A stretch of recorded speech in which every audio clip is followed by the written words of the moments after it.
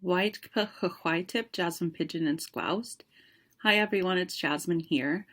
I just wanted to do a presentation for my identity reflection part A.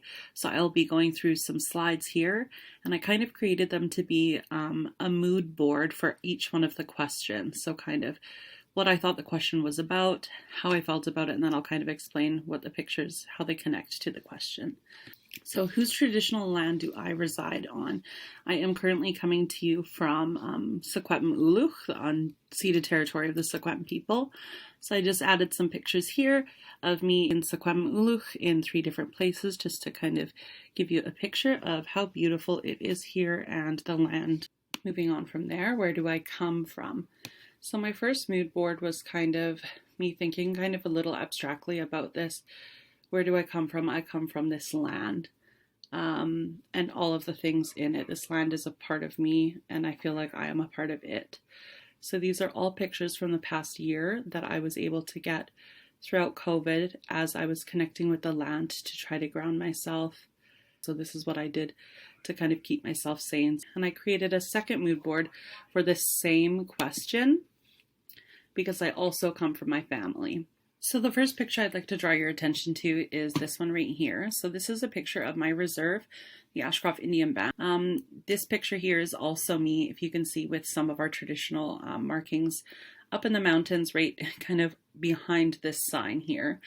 This picture here is of my mother and I. This is a picture of my younger sister on her wedding day.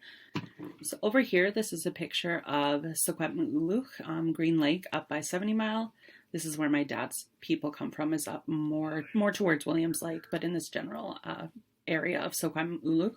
And this is just another picture of me in Secwepemc.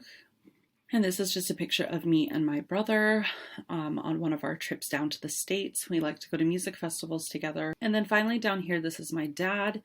When we were going fishing down at the Fraser River, we were going salmon fishing that summer.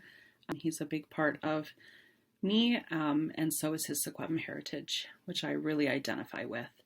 And then this is just a picture of my family as I see them. Myself, my mother, my brother-in-law Morgan, my sister, my dad, my brother, and then my very best friend Ariana. So some strengths that I believe I bring to teaching social studies. First and foremost, I think it's a strength of mine to be a proud Indigenous person. And to have a strong Indigenous teaching pedagogy, which is something that I'm still working on, but something that's very much a goal of mine.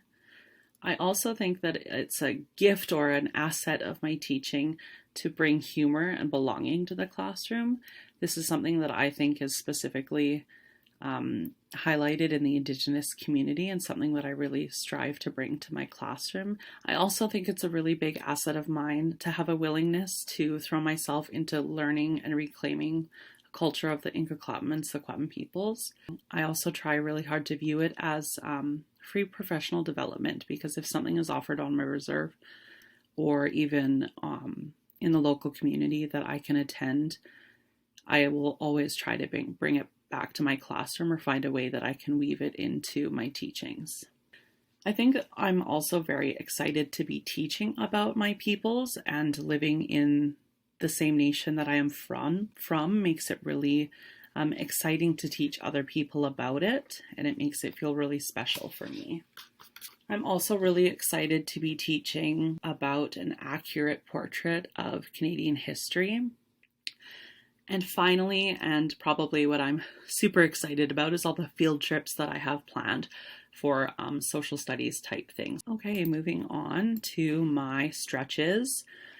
So I feel that a challenge for me is going to just be articulating the views that I have and the views of Aboriginal people in a way that's educational and appropriate for children of all ages.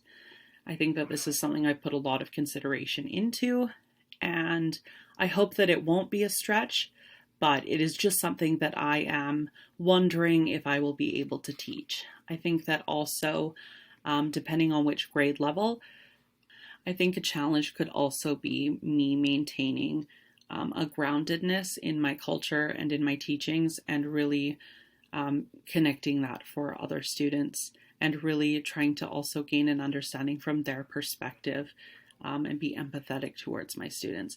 So I included here some pictures of some medicines to help with my stretches, if you will. And finally, what do I hope to learn in this course? So obviously curriculum is a big component of teaching, so I would really like to get more familiar with the social studies curriculum. I would like to get more familiar with knowing how to teach it, and also just gaining some confidence this semester with teaching social studies.